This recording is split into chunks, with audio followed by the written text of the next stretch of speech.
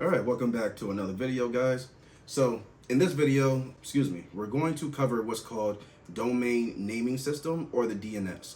Another very important networking concept that if you're looking to get into infotech, especially into infosec and just the different sectors of anything like computer networking, computer engineering related, then DNS is something you definitely need to know.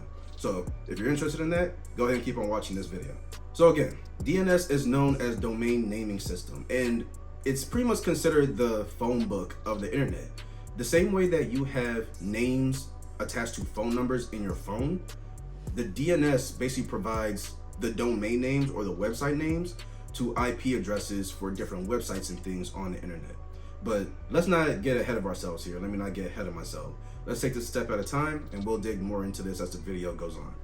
So I want to make this clear. You want to keep in mind, when it comes to networking, which again is about different computer systems and internet-enabled devices being able to communicate directly and indirectly with each other, you want to keep in mind that nothing on the internet, at least until artificial intelligence started popping up, but even then, generally speaking, the majority of technology across the world, if not all of it still communicates and functions off of IP addresses. Computers, your phones and everything, use numbers to communicate. They don't understand human speech outright.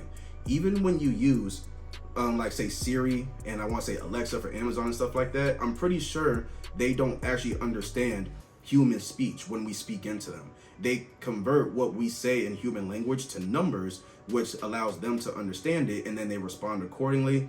Or if you're trying to reach a certain website or you're trying to do something on an app, then whatever request that you made, sending a DM, sending an email, stuff like that, the computers usually have to translate that information, that data, into numbers and then send it somewhere, which then they get a response and they show it to you in human speech. But computers do not outright understand human speech.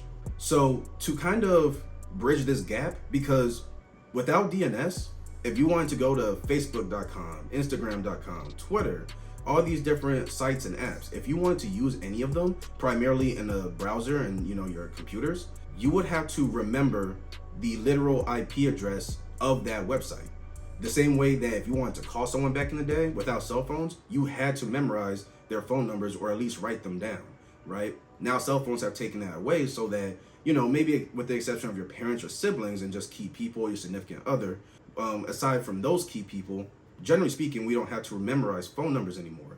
DNS has that same effect when it comes to website names or domain names on the internet. And just in case I don't think I said this, domain names are website names. So again, everything on the internet, everything that's connected to the internet has an IP address of some kind. Everything. Some people know how to mask it so that you can't see it. If you use Tor and other things, that's a topic for a different day. But everything, generally speaking, that's connected to the internet has an IP address, because it's just like sending and receiving mail.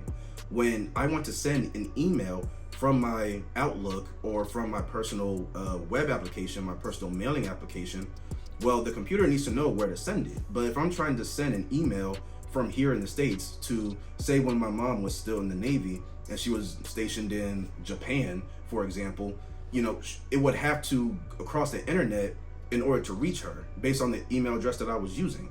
But if we're going off human speech, the computer's not going to be able to understand that. But it does understand IP addresses, and that lets it know where my mail needs to be sent to, and from my mom's side, when she responds, where her mail needs to be sent to when she responds to me. So it's just like sending regular mail, in that if you're trying to send mail to somebody, either the address you give doesn't exist in this particular country, or it doesn't exist in general, or we just don't understand it, your mail's not going to go anywhere. You're going to be stumped, So DNS pretty much corrects that part of it. When it comes to the IP address part of it, again, the popular social media websites and everything, they all have IP addresses that we do not see.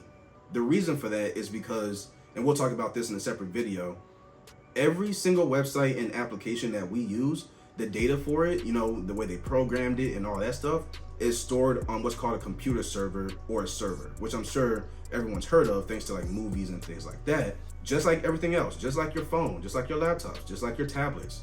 Servers, in order to receive and send out mail, in order to receive and send out requests, they have to have an IP address, otherwise they're going to be unreachable. Normally, if you wanted to access Facebook, Twitter, stuff like that, you would have to type in the IP address of the server that's hosting the data for those websites, and you would be able to access it the way we access it today. But again, it's the same thing with phone numbers. We're at a point where, especially for jobs and things like that, people work multiple jobs, all that stuff. It's too many phone numbers for everyone to memorize. So cell phones make it easier by us simply attaching a name to the phone number, and we just look at the name. We don't even really look at the number anymore unless we have to.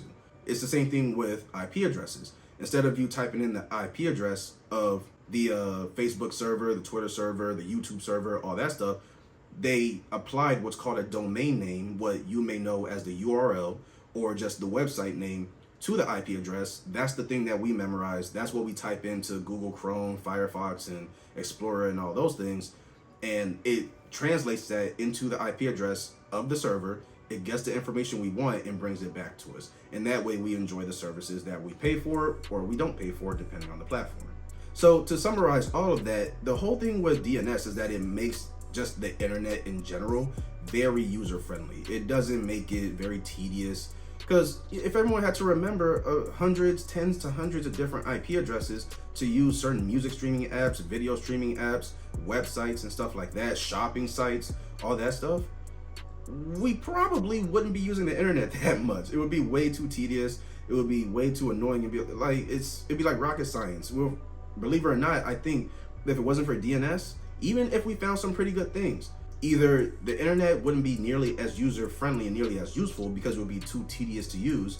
And then kind of to branch off of that, even if you did come across sites and other things that, you know, you enjoy playing games on and watching videos on and stuff like that, you probably would just bookmark, 5 websites that you would visit probably for the rest of your life or for most of your life, and you wouldn't venture too much outside of that, because either you'd have to memorize a bunch of different IP addresses, or you would just keep a long list about it, and it would just be a pain in the butt, So that's where having the name of it, the same way you attach a name to a phone number, really comes in handy.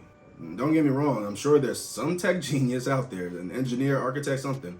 I'm sure there's someone out there in the world that can memorize IP addresses. They probably only use IP addresses like it's nobody's business. You can quiz them on any IP address in the world, they probably know it. You just don't know. There's always someone for something, So it's possible, but generally speaking, most of us aren't like that, myself included. I prefer to stick to saving names, phone numbers under names, and make it easier. Especially, in real life, when people have the same type of names.